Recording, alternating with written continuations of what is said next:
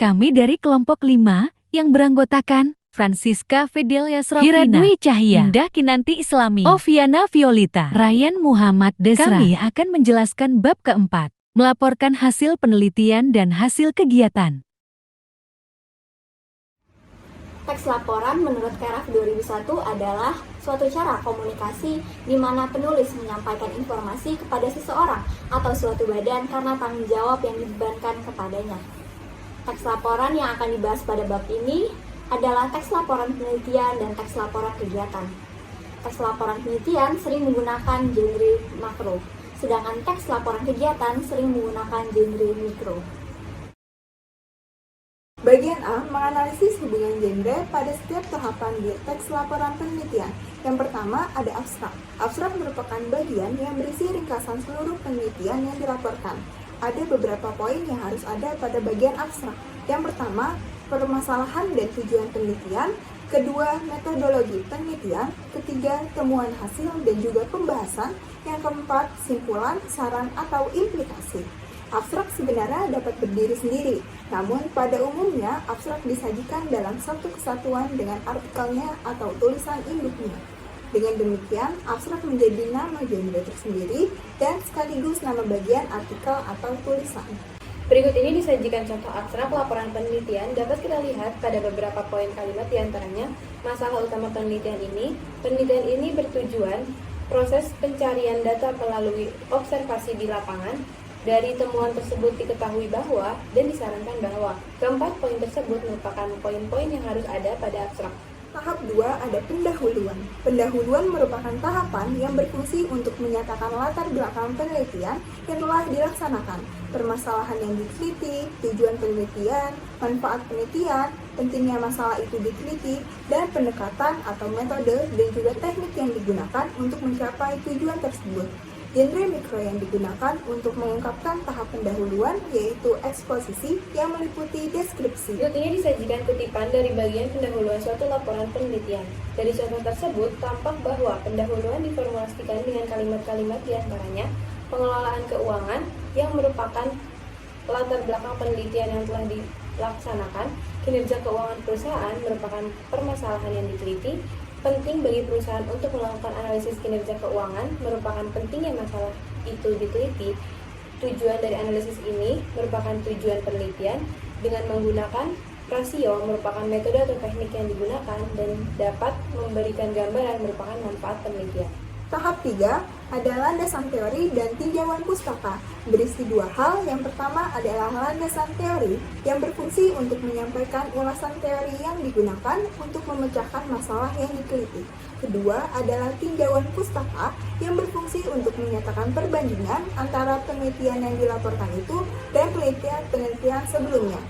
Genre mikro yang digunakan yaitu ulasan atau review. Berikut disajikan kutipan teks landasan teori dan tinjauan pustaka dari penelitian, di mana konsep teoritis merupakan landasan teori dan penelitian terdahulu yang terkait merupakan tinjauan pustaka. Tahap 4, metodologi penelitian, berisi sajian tentang pendekatan metode dan teknik penelitian yang diterapkan pada penelitian yang dilaporkan, termasuk langkah-langkah yang ditempuh. Genre mikro yang digunakan yaitu deskripsi, meliputi laporan, rekon, dan juga prosedur. Berikut ini disajikan contoh bab metodologi penelitian dari laporan penelitian. Dari contoh tersebut, tampak bahwa metodologi penelitian diformulasikan dengan kalimat-kalimat. Penelitian ini bersifat eksploratif, merupakan pendekatan yang digunakan. Data penelitian ini berupa data kualitatif, merupakan metode penelitian. Teknik pengumpulan data merupakan teknik penelitian yang ditetapkan. Teknik purpose sampling dan dilakukan kritik sumber merupakan langkah-langkah yang ditempuh dalam melaksanakan penelitian. Tahap 5 yaitu ada hasil penelitian dan pembahasan. Tahapan hasil penelitian dan pembahasan terdiri atas dua hal yang berbeda, hasil penelitian dan pembahasan. Pada laporan penelitian, kedua hal ini dapat dijadikan pada satu bab dengan nama hasil penelitian dan pembahasan, atau dijadikan dua bab dengan masing-masing nama yaitu hasil penelitian dan pembahasan. Genre mikro yang digunakan untuk mengungkapkan tahap hasil penelitian dan pembahasan yaitu deskripsi dan diskusi. Berikut ini disajikan bab hasil penelitian dan pembahasan suatu laporan penelitian. di mana bagian deskripsi data merupakan hasil penelitian dan bagian pembahasan merupakan pembahasan suatu laporan penelitian.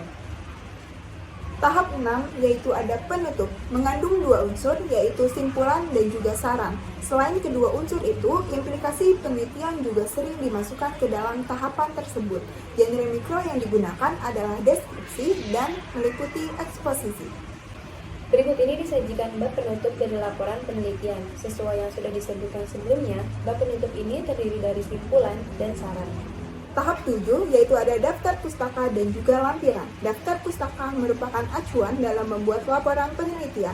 Contoh model daftar pustaka yaitu model APA, American Psychological Association.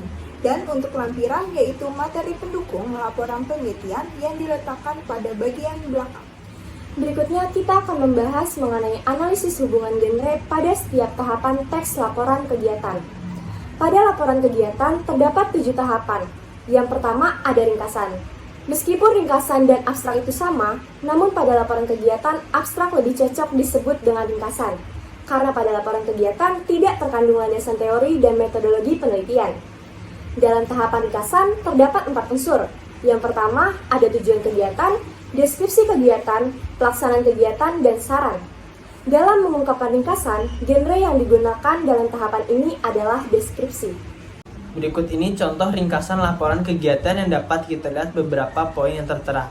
Poin-poin ini terdiri atas yang pertama, tujuan kegiatan. Kegiatan ini bertujuan untuk memperoleh gambaran tentang berbagai informasi. Kemudian ada deskripsi kegiatan yang menjelaskan laporan praktik kerja yang telah dilaksanakan di PT Jasa Marga Tbk Jakarta Timur. Kemudian yang ketiga adalah pelaksana kegiatan. Kegiatan ini bertujuan untuk mengatasi berbagai kendala yang dihadapi mahasiswa.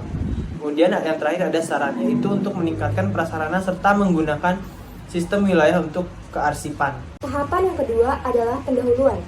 Pada laporan kegiatan, pendahuluan memiliki 5 fungsi. Yang pertama adalah untuk menyampaikan latar belakang, gambaran, tujuan, manfaat, dan strategi yang digunakan untuk melaksanakan kegiatan tersebut. Dalam pendahuluan, genre yang digunakan adalah deskripsi dan eksposisi. Berikut ini merupakan contoh dari bagian bab 1, yaitu bagian pendahuluan yang terdapat dalam bagian latar belakang kegiatan. Latar belakang tulisan ini adalah praktik kerja lapangan. Pada tujuan kegiatan, kegiatan tersebut bertujuan untuk memperoleh wawasan, yaitu pengetahuan baru mengenai kegiatan perkantoran dan untuk mengetahui bidang-bidang yang tercakup dalam perusahaan, serta manfaat kegiatan. Kegiatan ini bermanfaat untuk mengaplikasikan teori yang didapat dalam buku perkuliahan, serta strategi yang digunakan ada strategi observasi dengan pegawai tetap. Tahapan yang ketiga adalah deskripsi kegiatan. Tahapan ini berisi tentang nama kegiatan, lokasi kegiatan, waktu kegiatan, dan pelaksanaan kegiatan. Genre mikro yang digunakan adalah deskripsi. Tahapan berikutnya yaitu deskripsi kegiatan. Dalam tahapan ini, paparan nama kegiatan adalah praktik kerja lapangan. Lokasi kegiatan bertempat pada PT Jasa Marga Tbk. Waktu kegiatan ini dilaksanakan dari tanggal 26 Januari 2016 sampai dengan 26 Februari 2016. Yang dimulai dari pukul 7.30 sampai pukul 16.00 waktu Indonesia bagian Barat. Pelaksana kegiatan ini adalah Karin Alfadita, mahasiswa program S1 Pendidikan Ekonomi Universitas Negeri Jakarta. Tahapan yang keempat ada tahapan pelaksanaan kegiatan. Tahapan ini memiliki 2 fungsi. Yang pertama adalah untuk menguraikan kegiatan apa saja yang akan dilakukan. Dan yang kedua adalah untuk menguraikan strategi apa yang akan digunakan dalam melaksanakan kegiatan. Terdapat 3 formulasi bahasa yang ada pada tahapan ini.